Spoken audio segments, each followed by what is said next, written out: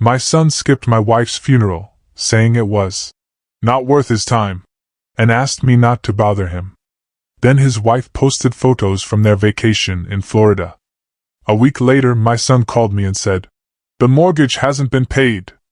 I replied, "I don't care anymore." My hands were shaking, not from grief, but from a cold, creeping dread as I stared at my wife Margaret's casket, knowing my own son was about to betray everything she stood for. The rage hadn't fully ignited yet, but the first spark of pure, undiluted fury was about to catch. I pressed Timothy's number for the fourth time in 30 minutes, my thumb trembling on the screen.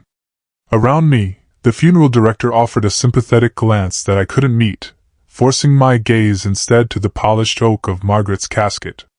It gleamed under the gray morning light, cascading white lilies softening its stark lines, brass handles catching every fleeting sunbeam that pierced through the heavy clouds above. The phone rang, once, twice, 3 times. Black cars arrived in a somber procession, disgorging relatives whose hushed voices mingled with the distant hum of the groundskeeping crew. Aunt May clutched a tissue, her eyes already red. Cousin Robert straightened his tie, checking his watch. Everyone seemed to know their place, their role in this final, agonizing goodbye. Everyone, that is, except my son. 4 rings. 5. 6. Then, "Dad?" Timothy's voice finally cut through the silence. But something was immediately wrong. Background noise filtered through the line, laughter, music, voices that definitely didn't belong in a business meeting, let alone a funeral. "Timothy, son? Where are you?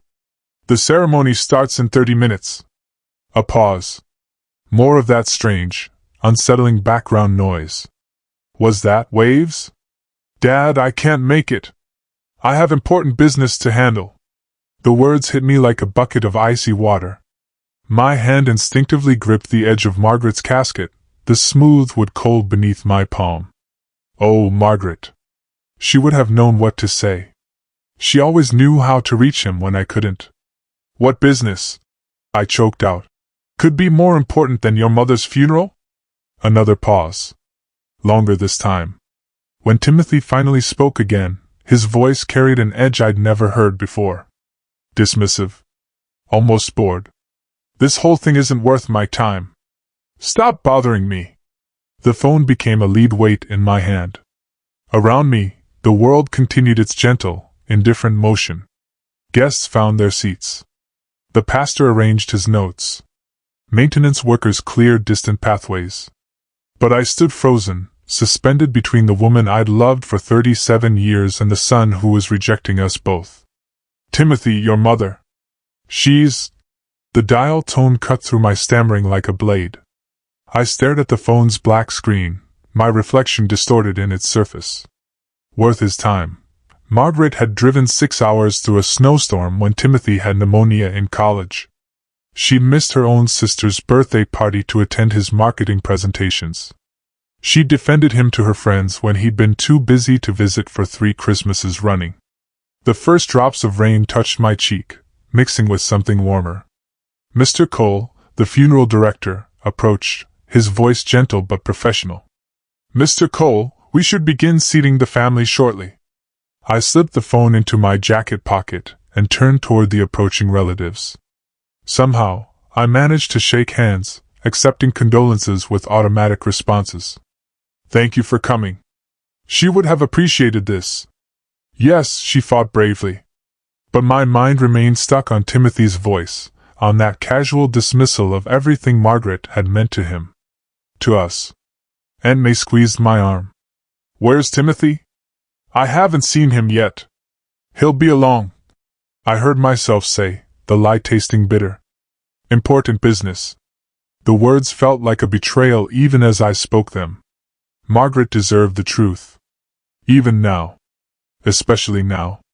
But standing beside her casket, surrounded by people who'd traveled hours to honor her memory, I couldn't bring myself to explain that our only child had chosen something else over this final goodbye. Thunder rumbled overhead as I guided May toward the front row of folding chairs. The ceremony would begin with or without Timothy. Margaret's life would be celebrated, her memory honored, her passing marked with the dignity she'd earned through decades of teaching, loving, giving. But as I took my seat, adjusting my black tie one final time, I couldn't shake the echo of my son's voice. "This whole thing isn't worth my time." The pastor approached the podium, his Bible open to a page marked with ribbon. Behind him, Margaret's photograph smiled from its easel, surrounded by those white lilies she'd always favored. In the picture, her eyes held the same warmth they'd shown on our wedding day, the same hope they'd carried when Timothy took his first steps, the same love they'd offered during every difficult moment our family had weathered. Rain began falling in earnest now, pattering against the canvas canopy stretched overhead. The pastor's voice carried across the gathering, warm and reverent, painting word pictures of Margaret's life that should have filled my heart with gratitude. They should have, but they didn't. "Margaret was a devoted mother who always put family first," he said, gesturing toward her photograph. "She believed in the power of love to heal any wound." My phone buzzed against my chest. I tried to ignore it, forcing my attention back to the pastor's words, but my mind kept drifting to Timothy's voice, to that dismissive tone that still rang in my ears. Another buzz, then another. Around me, 40-some guests sat in respectful silence. Cousin Robert dabbed his eyes with a handkerchief. Aunt May's shoulders shook with quiet sobs. They were here, present, honoring Margaret's memory while her own son was somewhere else. The phone buzzed again. I glanced around, checking if anyone noticed my distraction, then carefully withdrew the device from my jacket pocket. The screen showed 3 notifications from Instagram. Something about Timothy's wife, Sarah. I'd never paid much attention to social media, but Margaret had insisted I follow Sarah's account to see photos of their travels. She gave freely of her time. The pastor continued, teaching children not just academic subjects, but life lessons about kindness and integrity. The irony wasn't lost on me. I tapped the first notification. The screen filled with bright blues and greens, a stark contrast to the gray ceremony surrounding me. A video played automatically, showing crystal clear water lapping against white sand, palm trees swaying in the background, and the audio picked up distant reggae music mixed with laughter. Then Sarah's voice. "What a perfect day in Miami! The weather is incredible!" The camera panned across a resort pool where people lounged in swimwear, drinks in hand, poolside cabanas, beach volleyball in the distance. Pure vacation paradise. Posted 15 minutes ago with a location tag that confirmed what I already knew, Miami Beach, Florida. My grip tightened on the phone. So that's what Timothy meant by important business. While we gathered to bury his mother, while relatives traveled from 3 states to pay respects, while I sat here trying to hold together the remnants of our family, he was sipping drinks on a beach. Margaret's greatest joy, the pastor said, came from watching her family grow and thrive. The video continued playing. Sarah's hand appeared in frame, holding a tropical drink garnished with fruit and tiny umbrellas. Behind her, resort guests played in the surf, their carefree laughter a universe away from our somber gathering. I wanted to throw the phone. I wanted to scream, wanted to disrupt this peaceful ceremony with the raw truth of what kind of son Margaret had raised, despite all her love and sacrifice. Instead, I slipped the device back into my pocket and forced my face into an expression of appropriate grief. Let the pastor finish his tribute. Let Margaret's friends and family remember her, as she deserved to be remembered. There would be time later to process what Timothy had done, what he was still doing while we honored the woman who'd given him life. But my hands shook with suppressed rage, and my leg bounced involuntarily against the metal chair.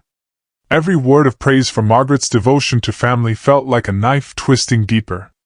She believed in the power of love to heal wounds, but some wounds ran too deep for healing. The pastor closed his Bible and stepped aside for the next speaker, Margaret's former principal, who'd known her for 20 years.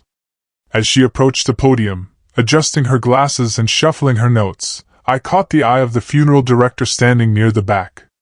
He nodded sympathetically, probably assuming my obvious distress stemmed from normal grief.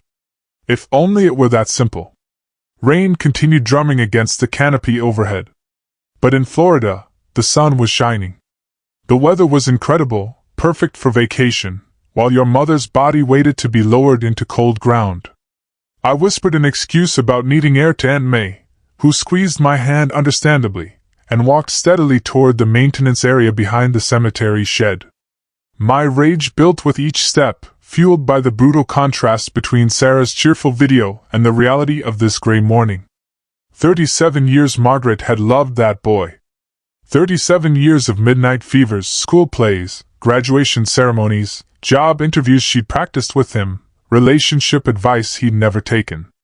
She defended him to friends who wondered why he never visited, made excuses for missed holidays, sent care packages to his apartment. Away from the ceremony's gentle murmur, I pulled out my phone with shaking hands, not nervousness this time, but pure, undiluted rage.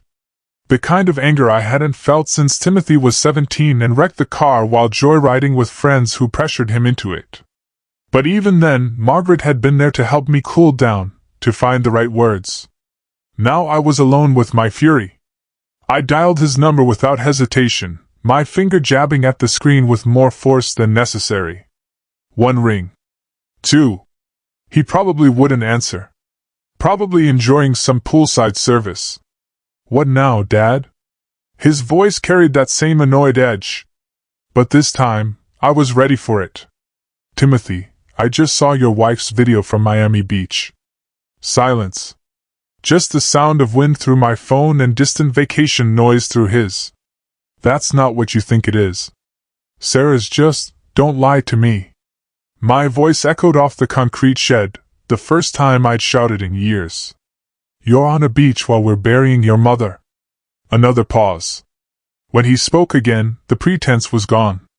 Fine. Yes, I'm in Florida. So what? This funeral is a waste of my time. The words hit harder than his earlier dismissal because now I had proof of his callousness.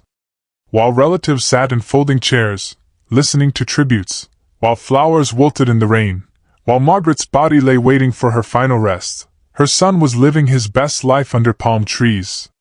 A waste of time? I paced behind the shed, kicking at loose gravel. She gave birth to you. She loved you when no one else would. She defended you to everyone who criticized. She's dead, Dad. Timothy's voice cut through my anger like ice. Standing around crying won't change that. I've got a life to live.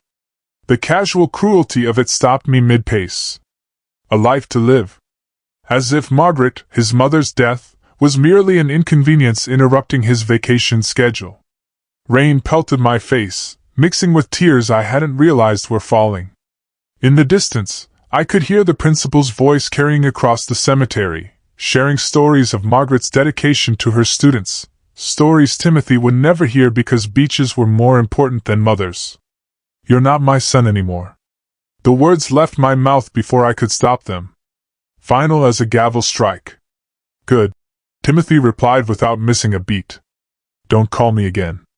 The line went dead.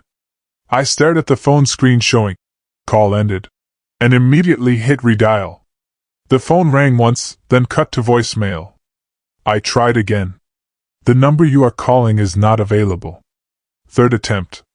This caller has been blocked. He blocked me. While Margaret lay in her casket 50 yards away, while family and friends gathered to honor her memory, while rain soaked through my funeral suit, my son had blocked my number to ensure his vacation continued uninterrupted. I tried twice more. Each attempt met with the same automated rejection. The technology he'd used to show me his beach paradise now served as a wall between us, deliberate and impenetrable. Thunder rolled overhead and the rain intensified. Behind me, I could hear the ceremony continuing, probably Thurman sharing stories from our double dates 40 years ago, back when Margaret wore yellow sundresses and Timothy existed only in our dreams of someday having children. My phone felt heavy in my hand, its screen reflecting my face, distorted by rain and rage. Blocked, cut off, dismissed as thoroughly as Margaret's memory had been dismissed. The maintenance shed offered no shelter from the storm, but I remained there anyway, letting the water soak through my jacket and run down my face. In Florida, the sun was still shining. The weather was still incredible. Sarah was probably posting another video by now, capturing their perfect day while we endured our imperfect grief. Slowly, I walked back toward the ceremony, my feet squelching in grass turned muddy by the downpour. Through the rain, I could see the gathered mourners still seated under their protective canopy, still listening to speakers who loved Margaret enough to brave this weather for her sake. Timothy's empty chair in the front row seemed to mock their loyalty. Margaret had always insisted on keeping it available, just in case he surprised us by showing up. Hope, she'd called it. Sometimes hope is all we have, but hope, I was learning, could be a cruel companion. It had kept me dialing his number this morning despite knowing he wouldn't care. It had made me save his contact as Timothy's son in my phone, as if the label could preserve a relationship that had already died. Midway subscribe line asterisk as I approached the edge of the gathering, May caught my eye and gestured to the empty seat beside her. The ceremony was nearing its end. And if you're still with me, still grappling with this story, please consider hitting that subscribe button. There are so many more layers to uncover, so many hidden truths waiting to be shared. I took my place among Margaret's true family, the people who'd chosen to be here despite rain and grief and the simple human difficulty of watching someone you love disappear forever. They deserved better than my distraction. Margaret deserved better than a son who valued beach time over her memory. The pastor returned to the podium for closing remarks, but I barely heard his words. My mind remained stuck on that automated message. This caller has been blocked. Some wounds, I was learning, were too deep for Margaret's beloved power of love to heal. Aunt May leaned close, whispering. Margaret was so proud of Timothy. Remember how she'd show everyone his marketing awards? Those fancy certificates from New York? My throat tightened. She always saw the best in him. He must be devastated to miss this. Traffic from New York can be terrible. I stared at Margaret's casket, those white lilies trembling slightly in the breeze. He had obligations he couldn't avoid. The lie tasted bitter, but what else could I say? That her beloved nephew had chosen poolside drinks over her farewell? That he'd dismissed 37 years of motherhood as not worth his time, when Timothy was 8. May continued oblivious to my internal struggle. Margaret spent 3 weeks helping him with that science fair project. Remember the volcano that actually erupted in the kitchen? The memory hit like a physical blow. Timothy's excited face, flour and baking soda coating the counters. Margaret laughing as she cleaned up the mess. Daddy, when will Mama get better? I made her a drawing. 8-year-old Timothy had asked during her brief bout with bronchitis that year. Such simple love then. Such pure concern for his mother's well-being. She never missed one of his school presentations. May whispered. Even when she had the flu, she'd drag herself there. More memories flooded back unbidden. Margaret driving through that snowstorm to reach his college when he had pneumonia. Missing her own sister's birthday party to attend his marketing presentations. Defending him to friends who wondered why he never visited.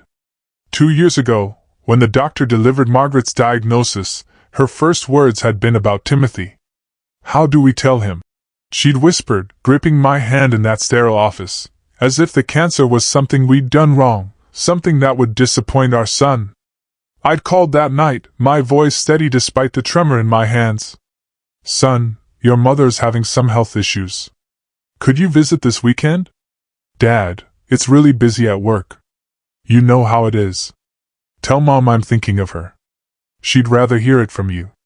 I'll try to call later. He never did. The pattern continued for months. Brief phone calls where Timothy's attention clearly wandered. Visits that became monthly, then rare, then non-existent. Excuses about important meetings, crucial deadlines, career opportunities that couldn't wait. Margaret made excuses for him every time. He's just scared, Otis. Death frightens young people. Even as she grew thinner, weaker, more dependent on my help for simple tasks, she defended his absence. Maybe Timothy could come for Thanksgiving? She'd asked last November, her voice barely above a whisper. I'll ask him. I'd promised, knowing already what his answer would be. He's building his life. She'd said, more to herself than to me. That's what children do. They build their own lives. But sitting here now, surrounded by 40 people who'd made time for her farewell, I understood what she refused to acknowledge. Timothy hadn't been building a life. He'd been abandoning the one that included us. Promise me you'll understand him, Margaret had whispered during those final weeks. He loves us in his own way. In his own way, as if love could be measured in excuses and empty promises. The pastor concluded his remarks, and the gathered mourners rose for final prayers. I stood automatically, my body following rituals, while my mind remained trapped in those painful months of watching Margaret fade while waiting for a son who never came. Around me, voices joined in familiar words of comfort and farewell, but all I could hear was Timothy's voice from 2 hours ago. This whole thing isn't worth my time. May dabbed her eyes with a fresh tissue. She was blessed to have such a devoted family. She murmured. Devoted? The word echoed in my skull as the pastor closed his Bible and people began gathering their belongings. Margaret had been devoted, certainly. Devoted to a son who'd blocked his father's number to avoid inconvenience. Devoted to a child who'd grown into a man incapable of devotion in return. The ceremony was ending, and I still hadn't figured out how to explain Timothy's absence to the dozen relatives who'd asked, how to honor Margaret's memory while acknowledging the truth about the son she died hoping to see one more time. The scraping of folding chairs brought me back to the present. People were standing, gathering coats, preparing to move toward the graveside. Margaret's casket waited, surrounded by those white lilies that reminded me of her garden. Her hope. Her unwavering faith in a son who'd abandoned her when she needed him most. I rose with the others, mechanically accepting condolences from relatives who had no idea their beloved nephew had chosen vacation over their farewell. Margaret would be so proud of this turnout, Cousin Robert said, gripping my shoulder. She touched so many lives. Thank you for being here. I replied automatically, the words feeling rehearsed after dozens of repetitions. Aunt May appeared beside me, clutching her purse and looking around uncertainly. Shouldn't we wait for Timothy? He must be stuck in terrible traffic. Before I could formulate another careful lie, a familiar voice cut through the murmur of conversation. Otis Thurman Hayes stood 3 feet away, his weathered hands folded in front of him. He'd driven an hour from the south side, wearing his good navy jacket and the same serious expression he'd worn at job sites when something needed fixing. We'd worked construction together for 15 years before I moved into engineering. Shared coffee breaks and complaints about supervisors who never swung a hammer. Thurman. I shook his offered hand, surprised by the strength of his grip. The way he held on a moment longer than necessary. I've known Margaret 40 years, he said quietly, his eyes scanning the crowd behind me. Where's Timothy? I didn't see him during the service. The direct question caught me off guard. While others had asked with gentle concern, Thurman's tone carried the bluntness of old friendship, the right to expect honest answers. He couldn't make it. The words felt heavier this time. He's in Florida. Thurman's eyebrows rose slightly. Florida? Today? For what? I glanced around, ensuring we wouldn't be overheard. Other mourners were making their way toward the burial site, voices subdued, movements respectful. Vacation. Said the funeral wasn't worth his time. The silence stretched between us. Thurman's expression didn't change, but something shifted in his eyes. Disappointment mixed with recognition, as if he'd suspected something like this but hoped to be wrong. Margaret would be heartbroken, he said finally. She never got to say goodbye to him. The admission escaped before I could stop it, carrying 2 years of suppressed frustration, 2 years of treatments. Thurman, 2 years of asking for him, making excuses for him, believing he'd come when it mattered. Thurman nodded slowly, his gaze fixed on Margaret's casket, being prepared for transport. I watched you support that boy for decades. When does it end? What do you mean? I mean, some lessons can only be learned the hard way. His voice carried the weight of experience, decades of watching friends navigate family crises, career setbacks, personal failures. Margaret protected him from consequences his whole life. Made excuses when he disappointed people, covered for him when he hurt feelings. I thought about Timothy's childhood. Margaret rushing to school when he forgot assignments. Calling his boss when he overslept. Smoothing over conflicts with friends who felt neglected. She'd called it supporting his potential. Looking back, it seemed more like enabling his selfishness. She wanted me to understand him. I said. To forgive him. Understanding someone doesn't mean accepting everything they do. Thurman shifted his weight, the movement deliberate and measured. I had a brother who gambled away his family's savings. My mother kept bailing him out, saying love meant never giving up. You know what happened? I shook my head. He never learned. Kept gambling because consequences never stuck. Sometimes the most loving thing is letting someone face the results of their choices. Around us, the crowd was thinning as people moved toward their cars or walked to the burial site. Cemetery workers began folding chairs, their movements efficient and practiced. The ceremony's formal structure was dissolving into the messier reality of grief, logistics, and family obligations. What are you suggesting? I asked. Thurman was quiet for a long moment, studying my face. Margaret left him something in the will, didn't she? The house is mine, but there's money. Her teacher's pension, some investments. She wanted Timothy to be comfortable. Even after he abandoned her. The question hung in the air between us. Margaret had revised her will during the final weeks, ensuring Timothy would inherit enough to maintain his lifestyle. She'd called it faith in his future. I'd seen it as one last attempt to buy the love he'd never freely given. She believed he'd change. I said. Thought responsibility might mature him. And you? What do you believe? I watched the funeral director supervising the casket's movement, his staff working with quiet professionalism around Margaret's final journey. In a few minutes she'd be lowered into ground that had been waiting for her since I'd purchased the plots 20 years ago. Back when death seemed distant, and Timothy still called every Sunday. I believe some people don't change until they have to. I admitted it. Thurman nodded. Don't let this pass, Otis. Don't let him think his mother's death doesn't matter. Some lessons can only be learned the hard way. He clasped my shoulder once, firmly, then walked toward his pickup truck without looking back. I stood alone among the scattered funeral programs and wilting flower petals, his words echoing. Don't let this pass. The graveside service would begin soon. Margaret's final send-off, attended by everyone who'd loved her, except the one person whose presence she'd wanted most. I walked slowly toward my car, key in hand, but making no move to start the engine. Through the windshield, I could see Aunt May still scanning the parking area, hopefully, probably wondering if Timothy's delayed flight had finally landed. Other relatives clustered near their vehicles, waiting for direction about what came next. What came next? That seemed to be the question Margaret had left me with, along with a house full of memories and a son who'd blocked my number to protect his vacation from family interruption. I sat in the driver's seat, key in the ignition but not turning it, contemplating Thurman's words about lessons and consequences. Somewhere in Florida, while his mother's body waited for burial, living his best life while avoiding any reminder of the life that had given him everything. Margaret's voice whispered in my memory. Promise me you'll understand him. But understanding someone, as Thurman had said, didn't mean accepting everything they did. The 30-minute drive home felt like hours.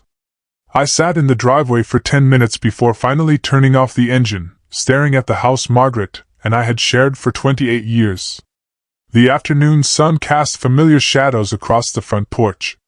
But everything felt different now, emptier, like a movie set after the actors had gone home. I walked to the front door, fumbling with keys that suddenly felt foreign in my hands. The house greeted me with silence so complete it seemed to have weight, pressing against my eardrums until I had to clear my throat just to hear something. Margaret's reading glasses still sat on the kitchen counter beside her crossword puzzle book. Her coffee mug waited in the dish drainer, clean and ready for a morning that would never come. I touched the rim gently, remembering how she'd always drunk her coffee too hot, blowing across the surface while complaining about my impatience. Loosening my black tie, I climbed the stairs to our bedroom and methodically removed the funeral suit. Each piece felt like armor I was finally allowed to discard. The jacket that had contained my rage, the shirt that had absorbed my tears, the pants that had carried me through the longest day of my life. I pulled on comfortable jeans and Margaret's favorite sweater of mine, the blue wool one she'd given me 3 Christmases ago. It still smelled faintly of her perfume from the last time she'd hugged me while I was wearing it. Downstairs, I made coffee without thinking, muscle memory guiding my hands through the familiar routine. 2 scoops, not 3. Margaret had always preferred it weaker than I did. Only when the pot finished brewing did I realize I'd automatically pulled down 2 mugs from the cabinet, hers and mine, side by side like they'd been every morning for decades. The sight of that second mug, waiting for someone who would never need coffee again, nearly broke me. I put hers back and filled mine, then wandered into the living room where framed photographs covered every surface. Our wedding day. Margaret radiant in white lace. Me terrified but trying to look confident. Timothy's high school graduation. All 3 of us beaming with pride and possibility. College orientation with Timothy looking sophisticated and independent, while Margaret tried not to cry. More recent photos told a different story. Timothy's marketing awards ceremonies where we'd driven 8 hours to watch him accept recognition from colleagues who knew him better than we did. His apartment warming in New York where he'd seemed embarrassed by our presence among his professional friends. Last Christmas, the final time he'd visited, his smile strained and his attention constantly drifting to his phone. 40 years I raised that boy, I said aloud to Margaret's favorite armchair. 40 years of Little League games where you cheered louder than any mother in the stands. School plays where you brought flowers even when he forgot his lines. The chair didn't answer, but I could hear her voice anyway. Asterisk, he's just building his career, Otis. Young people need to focus on their futures. Asterisk. But when does building a future stop being an excuse for abandoning the past? I asked the empty room. When does ambition become selfishness? I sank into Margaret's chair, something I'd rarely done while she was alive. It still held the impression of her small frame. Still smelled like the lavender lotion she'd used every night before bed. From here, she'd watched her garden bloom through the seasons, read countless books, graded papers from students who'd adored her. Thurman's words echoed in my mind. Some lessons can only be learned the hard way. Margaret had protected Timothy from consequences his entire life. Forgotten homework became her emergency runs to school. Missed deadlines became her phone calls to understanding teachers. Failed responsibilities became our financial safety nets, our emotional cushions, our endless supply of second chances. Even during her illness, she'd made excuses for his absence. He's just scared, she'd whispered after another missed visit. Death frightens young people. As if fear justified abandonment, as if being scared gave him permission to let his mother die alone, except for an increasingly exhausted husband. I picked up the photo from Timothy's college graduation, studying his face for signs of the man he'd become. At 18, he'd still hugged us both without embarrassment, still called every Sunday to share stories about classes and friends and dreams we'd helped him chase. When had that changed? When had our son become someone who could choose a Florida beach over his mother's funeral?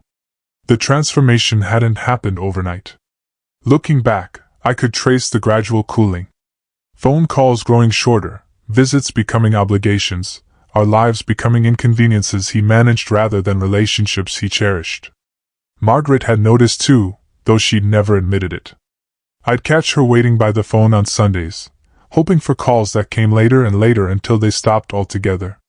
She'd mention Timothy's name with careful optimism, testing whether today might be the day he remembered he had parents who loved him. "You always saw the best in him, sweetheart," I said to her photograph. Even when he stopped seeing us at all. The afternoon light was fading, casting longer shadows across the living room. I should eat something, I knew. Should call May to let her know I'd gotten home safely. Should begin the process of thanking people for their flowers and condolences. Instead, I sat in Margaret's chair, holding our son's graduation photo, finally allowing myself to acknowledge what she'd never been willing to admit. Timothy had left us long before today. Today, he'd simply made it official. Thurman was right. Some lessons could only be learned the hard way. The question was whether I had the courage to teach them. I opened the laptop and waited for it to boot up, my decision crystallizing with each passing second. The familiar desktop appeared. A photo of Margaret in her garden, taken last spring when she'd still been strong enough to plant the roses she'd never see bloom. Banking websites required passwords, security questions, verification codes. I'd set up all our financial accounts years ago, back when Margaret had trusted me to handle such things while she focused on teaching and family. Now that trust would serve a different purpose. The bank's blue and white interface loaded with practiced efficiency. Checking account, savings account, mortgage payments, utility bills, all the mundane architecture of a life built together over decades. I navigated to the recurring payment section with engineer's precision, knowing exactly what I'd find. There it was. Recurring payment, $3,200 monthly to Timothy Cole mortgage account. Next scheduled payment, April 30th, 2025. Total payments sent, 96 transfers. 96 transfers. 8 years of monthly payments. Each one representing Margaret's faith that our son would eventually appreciate the sacrifice. Each one proving that love, when not reciprocated, becomes enabling. I clicked the payment history link and watched years of transactions scroll across the screen. March 2025, $3,200. February 2025, $3,200. January 2025, $3,200. Sent while Margaret lay dying and Timothy couldn't be bothered to visit. My calculator app confirmed what my engineer's mind had already computed. $3,200 * 12 months * 8 years equals $307,200. $300,000. Margaret and I could have taken that European trip she'd always dreamed about. Could have renovated the kitchen she'd complained about for 15 years. Could have helped a dozen students pay for college instead of subsidizing one ungrateful child's lifestyle. I scrolled further back, finding Timothy's original email from 2017. Dad, I know this is a big ask, but the New York market is crazy expensive. If you could help with the mortgage payments until I get established, I promise I'll pay you back once my career takes off. 8 years later, his career had taken off spectacularly. His social media posts showcased expensive restaurants, luxury vacations, designer clothes, but somehow he'd never gotten around to paying us back. Never even mentioned the possibility. Well, Timothy, I said to the laptop screen, you said the funeral wasn't worth your time. Let's see if your mortgage is worth mine. I clicked Manage Recurring Payment and read the cancellation terms. Immediate effect. No waiting period. No grace period. No notification to the recipient beyond their bank's standard procedures. The confirmation screen appeared. Are you sure you want to cancel this recurring payment? Below that in smaller text, * this action cannot be undone.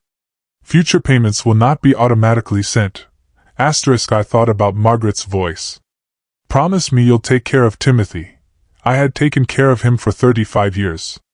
I'd fed him, clothed him, educated him, supported his dreams, funded his lifestyle, enabled his selfishness. I'd taken such good care of him that he never learned to take care of himself, or anyone else. Maybe it was time for Timothy to learn what taking care of himself actually meant. I clicked Yes, cancel payment. The confirmation appeared instantly. * recurring payment cancelled effective immediately.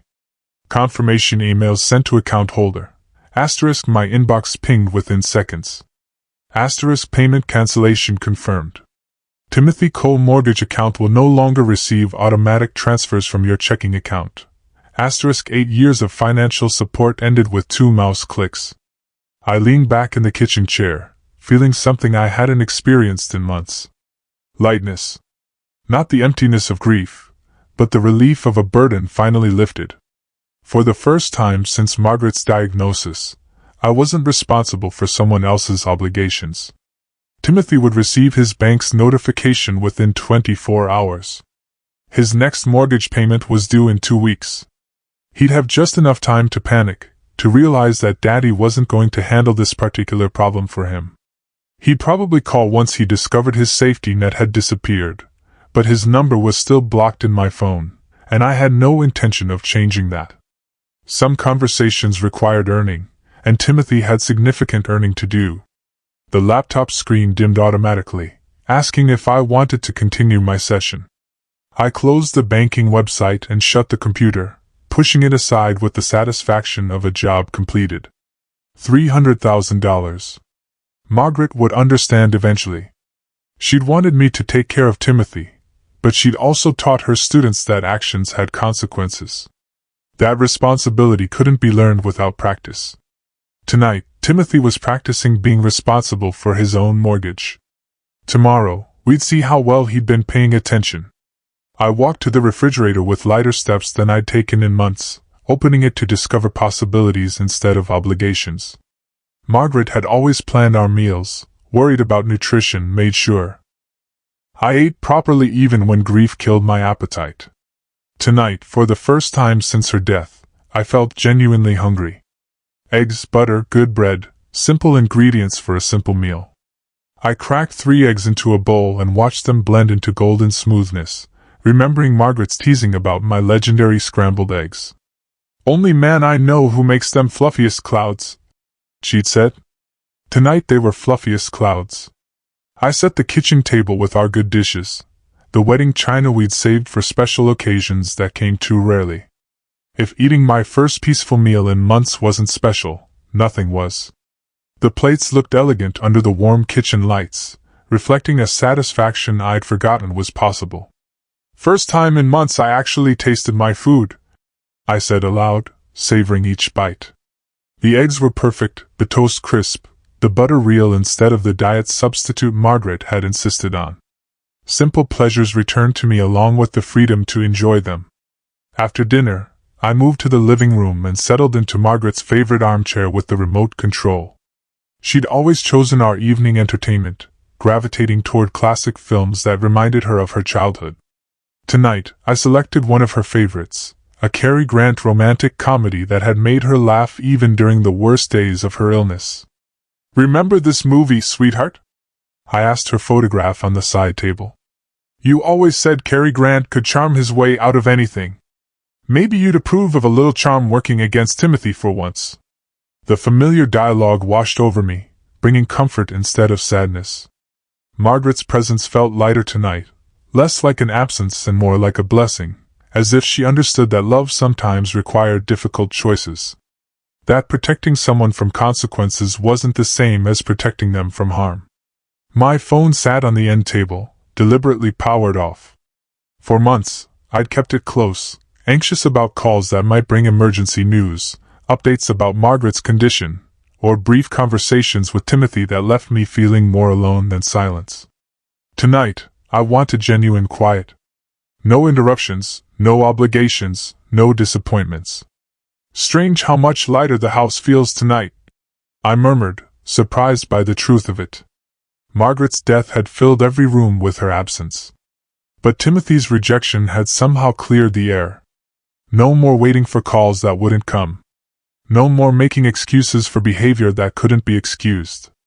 The movie ended near 10 o'clock, earlier than I'd usually retire, but later than I'd managed since the funeral arrangements began. I turned off the television and made my way upstairs, moving through the bedtime routine that had felt impossible for weeks.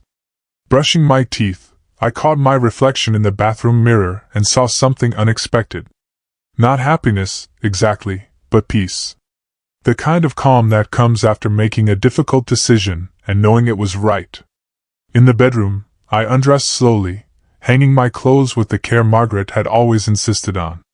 "Clothes last longer when you treat them properly," she'd said. And tonight, the familiar routine felt like honoring her practical wisdom rather than mourning her absence. I slipped between clean sheets. I changed them yesterday in preparation for guests who might visit after the funeral, and lay quietly in the darkness, listening to the house settle around me. No racing thoughts about Timothy's next crisis. No anxiety about phone calls I couldn't answer. Just quiet anticipation. "Wonder how long it'll take him to notice," I said to the ceiling. genuine curiosity replacing months of worry. Rolling over to Margaret's side of the bed, I spoke to her pillow. "Sleep well, love. Justice is coming." For the first time since her death, I closed my eyes with a genuine smile. Sleep came easily, dreamless and deep, the rest of a man who'd finally stopped carrying burdens that weren't his to bear. Outside, Chicago settled into its nighttime rhythm. But inside our house, peace had returned. Tomorrow would bring Timothy's discovery, his panic, his desperate attempts to restore the financial safety net he'd taken for granted. But tonight belonged to me, to rest, to satisfaction, to the quiet pleasure of consequences finally catching up with choices. Margaret would have understood.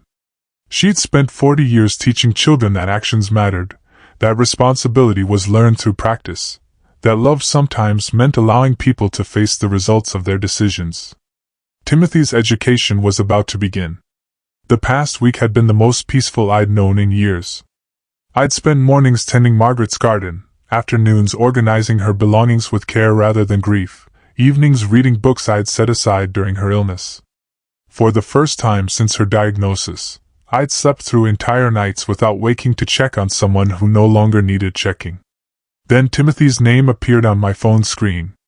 I stared at the display for 3 rings, considering whether to answer.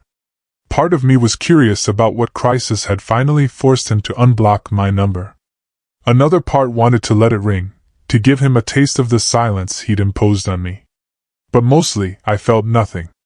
No anxiety, no anger, just mild interest in seeing how long it would take him to acknowledge reality. On the 4th ring, I picked up. "Dad, hey." His voice carried that casual tone I remembered from childhood when he'd called to ask for rides or money, assuming both would be provided without question.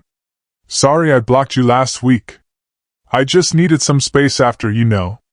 "I understand," I said, settling back into Margaret's chair with my afternoon coffee. Good. Listen, I'm back from Florida now and there's this weird issue with my mortgage. The bank says my April payment wasn't made. Your automatic transfer must have glitched or something." The assumption in his voice was breathtaking. No mention of the funeral he'd missed. No acknowledgement of his mother's burial. No apology for dismissing 37 years of love as not worth his time. Just an expectation that I'd fix his financial problem while he moved on to more important matters. "It wasn't a glitch," I said. A pause. I could hear papers rustling in the background. Probably bank statements or mortgage documents he never bothered to read before. "What do you mean? Can you just call them and fix it?" "No. That's your responsibility now, Timothy." The silence stretched longer this time. When he spoke again, his voice had shifted from casual to concerned. "My responsibility? Dad, you've always handled this. What's going on?" "What's going on is exactly what you told me last week." "What are you talking about?"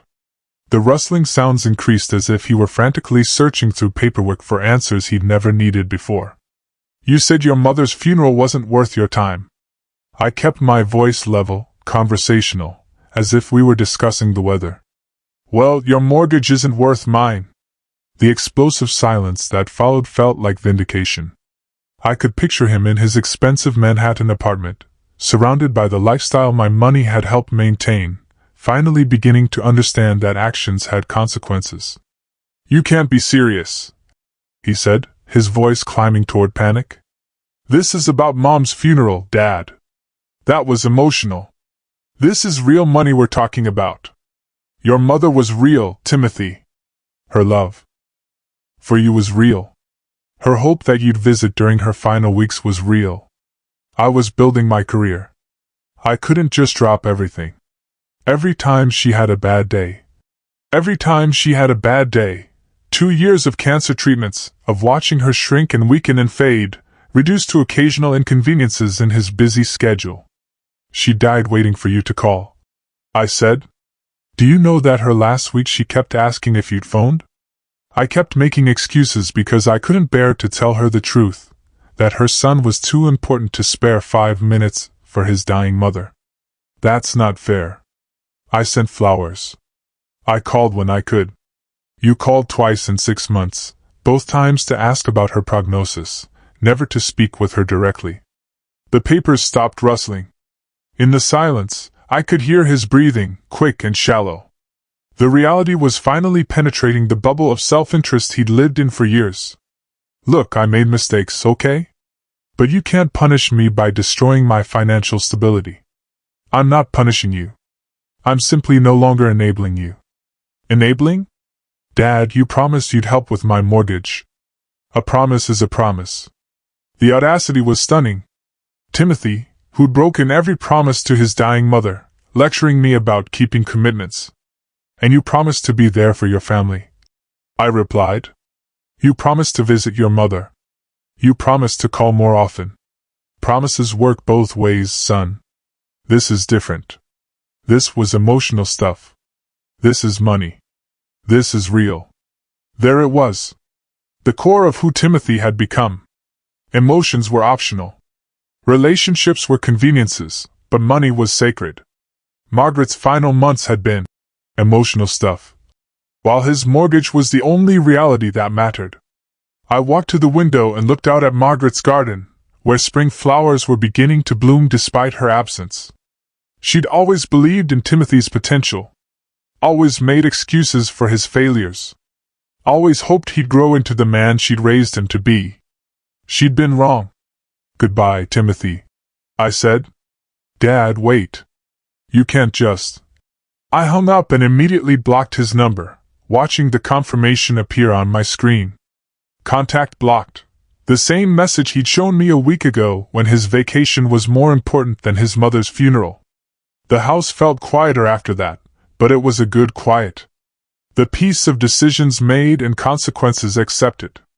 Outside, Margaret's roses were blooming exactly as she'd planted them, beautiful and strong, and requiring no help from anyone who didn't truly care for them. Timothy's name appeared on my phone screen again within minutes. He'd called from a different number, probably his work line, thinking he could circumvent my blocking. I answered on the first ring this time, curious to see how far his desperation would drive him. Don't you dare hang up on me. His voice shot up an octave, revealing the son I remembered from childhood tantrums when he couldn't get his way, demanding, entitled, unable to accept that the world might not revolve around his needs. I wasn't planning to, I said, settling into Margaret's chair again. This conversation deserved my full attention. You can't just stop paying my mortgage. Do you understand what you're doing to me? I understand exactly what I'm doing. What I don't understand is why you think you're entitled to $3,200 of my money every month. Because you promised. When I moved to New York, you said you'd help until I got established. That was 8 years ago, Timothy. Your salary is 6 figures now. Your bonus last year could have paid your mortgage for 2 years. When exactly were you planning to get established? The question hung in the air.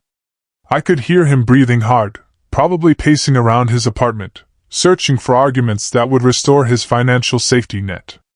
It's not about the money, he said finally. It's about family. Family helps each other. The irony was breathtaking. Timothy, who'd abandoned his family when help was needed most, lecturing me about mutual support. You're absolutely right, I said. Family does help each other. When Margaret was dying, your family needed you. Where were you? I was working, building a future. You know how competitive my industry is. And when she died, your family needed you at her funeral. Where were you? I needed time to process. I couldn't just drop everything and fly to Chicago. You were already in Florida on vacation, posting videos of yourself on the beach while your mother was being buried. Another silence. Shorter this time, but heavier. The weight of truth settling into places where excuses used to live. Fine. He exploded. I made mistakes. I wasn't perfect, but you can't destroy my life over it. I'm not destroying anything. I'm just no longer building it for you. This is insane. You're supposed to be my father. And she was supposed to be able to count on her son. Margaret defended you for 35 years, Timothy. Made excuses when you disappointed friends. Covered for you when you broke promises. Sent you money when you claimed to need help. She died believing you loved her. I did love her. Then why didn't you show up when love required action instead of words? Because, his voice cracked slightly, because I couldn't handle seeing her like that. Sick and weak and dying. You couldn't handle seeing your mother die, so you left me to handle it alone. You're stronger than me. You always were. I knew you could take care of her. There it was. The final revelation. Timothy hadn't abandoned us because he was busy or ambitious or scared. He'd abandoned us because it was easier to let someone else carry the burden while he lived his comfortable life. Margaret weighed 90 pounds when she died, I said quietly. 90 pounds from a woman who used to garden for hours, who taught 30 children every day, who made you lunch every morning before school for 12 years. She spent her final weeks asking about you, hoping you'd call, believing you still cared enough to say goodbye. Stop it! She made me promise to understand you, to forgive you, to keep taking care of you even after she was gone. Then do it! Honor her wishes. I am honoring her wishes. I'm teaching you what she never could. That love requires responsibility. That family means showing up. That some promises can't be broken without consequences. Dad, please. I'll lose my apartment. I'll lose everything. And I lost my wife, my partner of 37 years, the woman who made excuses for you until her dying breath. But somehow your mortgage is more important than her memory. It's not the same thing. You're right. It's not. Margaret's death was permanent. Your financial inconvenience is temporary. You have a good job, excellent credit, and 8 years of mortgage payments I made for you. You'll figure something out. What if I don't? What if I can't? Then you'll learn what I learned during Margaret's illness. That some battles you fight alone, some burdens you carry yourself, and some responsibilities can't be delegated to other people. I'm your son. You can't abandon me. The accusation hit like a physical blow. Not because it was true, but because of its stunning hypocrisy. Timothy, who had abandoned his dying mother, claiming abandonment because his father wouldn't pay his bills. And she was your mother, I said. But that didn't stop you from abandoning her when she needed you most. Fine. I was a terrible son. Is that what you want to hear? I was selfish and weak. And I let her down. But destroying my life won't bring her back. I'm not destroying your life, Timothy. I'm giving you the chance to build one yourself, without my money propping it up. Margaret always believed you had potential. Maybe it's time you found out if she was right. This is about revenge, isn't it? You want me to suffer because I missed the funeral. This is about justice. You chose your vacation over your mother's funeral. Now you get to choose your own solution to your mortgage problem. Same principle. Your choices, your consequences. Dad, wait. Goodbye, Timothy. I ended the call and immediately blocked this number too, watching my phone display the same. Contact blocked. Message. 2 numbers down, however many he had left to go. But each blocked number represented a choice. His choice to prioritize convenience over relationship, money over memory, himself over everyone else. The house settled into silence again, but this time it felt final. No more calls, no more crises, no more enabling disguised as love. Timothy would have to learn responsibility the way Margaret had always wanted him to. Through practice, consequences, and the discovery that other people's generosity wasn't unlimited. I looked at her photograph on the side table, imagining her reaction to what I'd just done. She might have been shocked initially, but Margaret was a teacher. She understood that some lessons could only be learned through experience. That protecting someone from consequences wasn't the same as protecting them from harm. I think you'd approve, I said to her image. Tough love was always your specialty, even when you couldn't apply it to him. Outside, evening was settling over the neighborhood. Normal people were coming home from normal jobs to normal families who showed up for each other when it mattered. Tomorrow, I'd wake up without worrying about Timothy's next crisis, next demand, next assumption that his problems were mine to solve. For the first time in 8 years, my money would stay in my account where it belonged. 3 weeks passed without a single call from Timothy. 3 weeks of the most peaceful mornings I'd had in years, where coffee tasted like pleasure instead of obligation, where newspapers brought information instead of anxiety about which story might trigger my son's next financial crisis. I'd used the time well. Margaret's garden required attention she could no longer provide, and I discovered unexpected satisfaction in continuing work her hands had started. The roses she'd planted were blooming spectacularly, as if her absence had freed them to flourish without constraint. The travel agency on Lincoln Avenue had been helpful when I'd explained what I wanted. A Mediterranean cruise departing in June, the Greek islands Margaret had dreamed about visiting since we'd watched that travel documentary 5 years ago. She'd marked pages in travel magazines, researched restaurants in Santorini, planned excursions to ancient ruins she'd studied as a young teacher. This would be perfect for someone starting fresh. The travel agent had said, spreading brochures across her desk like possibilities made tangible. My wife always wanted to see the Greek islands, I'd replied. I think she'd approve of me finally taking that trip. It's never too late to honor someone's dreams. No, it wasn't. And with $3,200 staying in my account every month instead of subsidizing Timothy's lifestyle, honoring Margaret's dreams had become financially possible.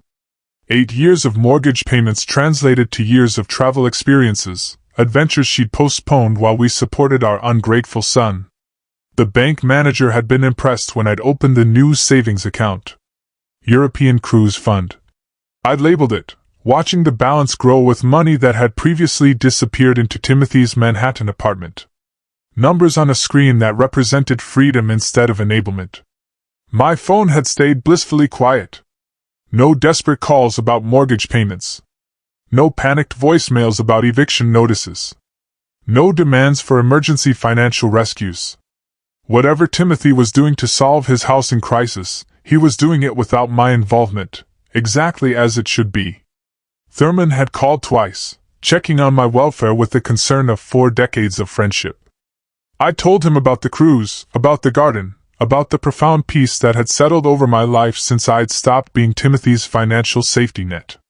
Margaret would be proud, he'd said. Took you long enough to learn what she always knew. What's that? That sometimes loving someone means letting them learn the hard way.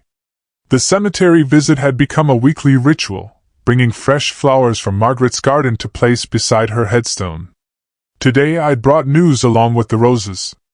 Well, sweetheart, I said, arranging the blooms carefully against the marble.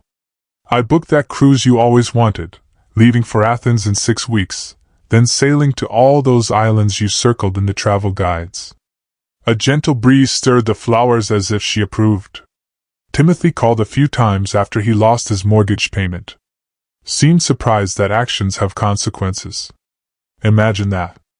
I settled into the familiar rhythm of one-sided conversation that had developed since her death. You always said I was too soft on him. Turns out you were right.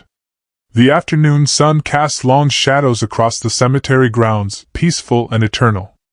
Other visitors moved quietly among the headstones, bringing their own flowers, sharing their own news with loved ones who could no longer respond, but somehow still listened. $300,000. I continued. That's what we did. That European trip you postponed. Maybe help a few deserving students pay for college instead of enabling one ungrateful child. Margaret's photograph smiled from its weatherproof frame. The same expression she'd worn when discussing difficult students who'd finally grasped challenging concepts. Patient, understanding, but firm in her belief that learning required effort, growth demanded struggle, and love sometimes meant saying no. I think you understand why I did it. You spent 40 years teaching children that choices have consequences, that responsibility can't be delegated, that growing up means handling your own problems. Maybe it's time Timothy learned what you always tried to teach him. The drive home took me through neighborhoods where I'd lived my entire adult life, past schools where Margaret had taught, through communities where we'd built friendships that would outlast my son's resentment. Chicago in late spring was beautiful, trees budding, families emerging from winter hibernation, life continuing its ancient cycle of renewal and growth. At home, I made dinner with ingredients I'd chosen for pleasure rather than economy, eating slowly while planning tomorrow's garden work. The house felt lighter without the weight of Timothy's endless needs, more spacious without his problems crowding every corner. My new cruise itinerary sat on the kitchen counter beside travel guides to Greek islands, Roman ruins, Mediterranean ports, where ancient civilizations had flourished and faded, leaving lessons about the importance of building something lasting. Timothy would learn to build his own life now, without my money as foundation. Whether he succeeded or failed would depend on qualities Margaret had tried to instill, but I'd undermine through enabling, resilience, responsibility, the understanding that love meant earning as well as receiving. The evening news played softly in the background. Stories of distant conflicts and local triumphs, reminders that the world continued spinning regardless of individual struggles. Somewhere in New York, Timothy was probably apartment hunting, learning what $3,200 really meant when it came from his own paycheck instead of his father's generosity. I felt no guilt about his situation, no urge to rescue him from consequences he'd created. Margaret had died hoping he'd grow into the man she'd always believed he could become. My enabling had prevented that growth for years, but no longer. Outside, spring was turning towards summer. Margaret's garden blooming with colors she'd chosen, fragrances she'd loved, beauty she'd cultivated with her own hands. In 6 weeks, I'd board a ship bound for places she dreamed of seeing, carrying her memory to islands where ancient wisdom still whispered about the eternal human struggle between love and accountability. The phone remained silent, and the silence was perfect. Ending in call to action, I looked at her photograph, still smiling from its weatherproof frame, and felt a quiet, profound peace. She'd always believed in tough love, and lessons learned through lived experience. And now, finally, Timothy was getting his education. So tell me, if you were in my shoes after everything, after all that love and all that betrayal, what would you have done? Would you have kept paying his mortgage? Or would you have finally said, enough? Share your thoughts in the comments below. I'm genuinely curious to hear your perspective.